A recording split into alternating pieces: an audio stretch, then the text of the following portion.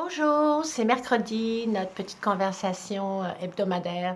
En fait, c'est drôle, une conversation, je parle tout seul, mais vous m'écoutez, alors ça va, c'est bon.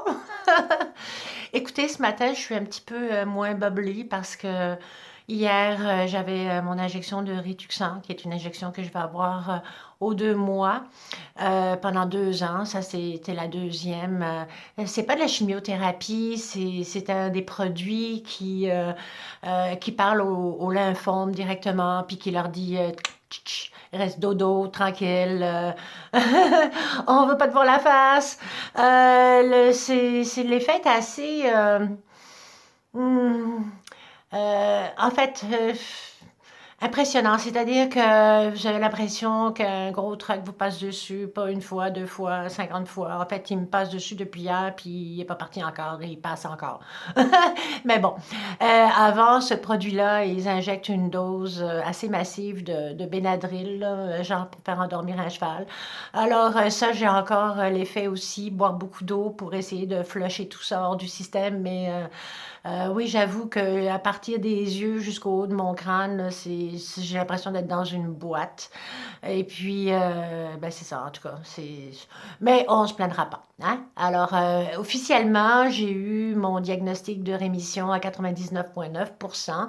Il reste un petit nodule, juste pour dire coucou, comme dans les commerciaux de Lysol, où ce qu'on voit la bibette qui reste, là.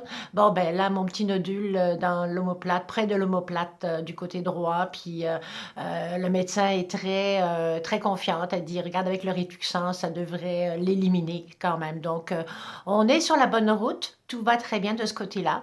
Mon cerveau va mieux, de mieux en mieux. En fait, je suis contente que mes capacités reviennent. Je me sens comme plus normale, c'est agréable. Je voulais parler justement de ce qui se passe dans les salles de chimiothérapie parce qu'hier, j'étais assis là, puis ça a été comme un petit peu difficile au début, l'injection et tout ça, puis je regardais les visages des gens autour de moi, puis je me suis dit, je devrais vraiment parler de ça, c'est important parce que les gens qui m'écoutent, qui sont euh, dans ce, dans ce processus-là, où les gens qui les accompagnent, ils le vivent, tout ça. Quand on rentre dans une salle de chimio, là, on est dans une bulle à part vraiment du reste du monde. On dirait que on vient de rentrer dans un espace protégé et il n'y a plus rien en dehors de qu'est-ce qui va se passer là, la piqûre, l'injection, les produits, le buzz. Euh, la douleur, les peurs, les émotions intenses qu'on vit tous. La plupart des gens n'ont pas de cheveux, puis on se regarde, puis on sait qu'on vit des moments vraiment difficiles. On n'est pas sûr du futur, on n'est pas sûr de rien. On est vraiment vulnérable, en fait. C'est une vulnérabilité très intime. C'est comme se retrouver... la comparaison est peut-être drôle, mais c'est un peu comme se retrouver tout nu dans une grande salle avec plein de gens tout nus qu'on connaît pas, puis se sentir à l'aise. Ben, c'est un peu ça, parce que dans le fond, on se retrouve là, puis on est tous comme dans une espèce de vacuum d'émotions vraiment bizarre, et on se connaît pas du tout, on sait pas du tout qui on est, quelles ont été la vie de ces deux femmes qui étaient à côté de moi hier. Je ne sais pas, elles me connaissent pas non plus. On partage des sourires, on va partager des blagues, mais on sait pas du tout qui on est. Et pourtant, on est dans un endroit où on est excessivement vulnérable. Tu sais, on va pleurer des fois à l'occasion, quand ça fait mal, quand on file pas.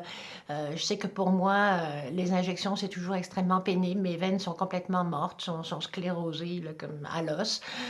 Donc, avant de me piquer, ça prend des compresses d'eau chaude, ça prend 5, 6 essais avant de finalement trouver une veine qui éclate pas, qui se sauve pas, qui a pas de nœud. Quand l'infirmière rentre l'aiguille puis qu'elle essaye de contourner les nœuds dans la veine, ben, en tout cas, ça fait pas du bien.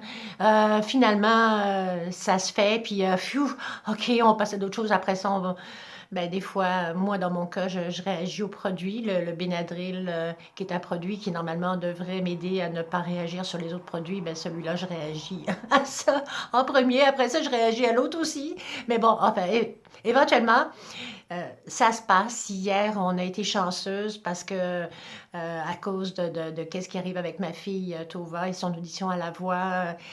Tout le monde était content, tout le monde parlait de ça. On a même réécouté son audition, puis donc on a pu partager des moments de joie, puis des moments de rire. On a fait plein de blagues.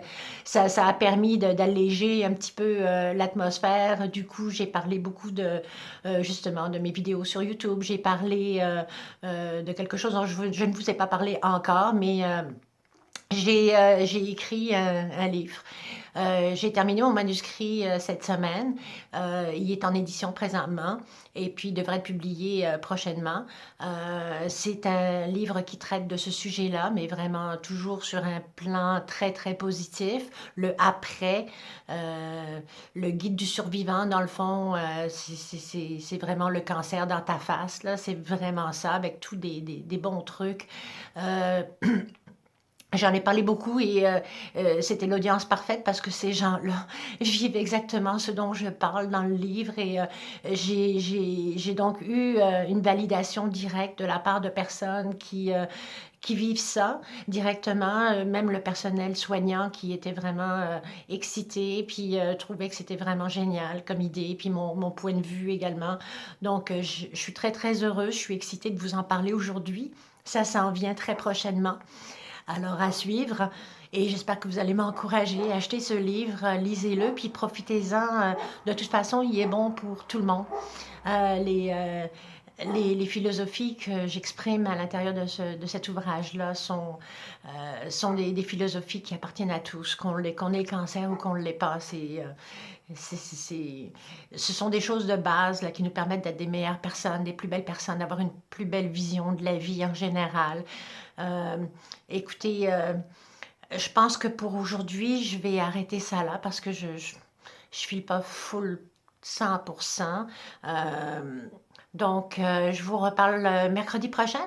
Mais à toutes mes personnes qui étaient avec moi hier dans la salle, l'infirmière pivot, le pharmacien, la nutritionniste, toutes ces merveilleuses personnes qui nous aident à chaque instant pendant les heures où on est là-bas. Bisous, je vous aime. Bye.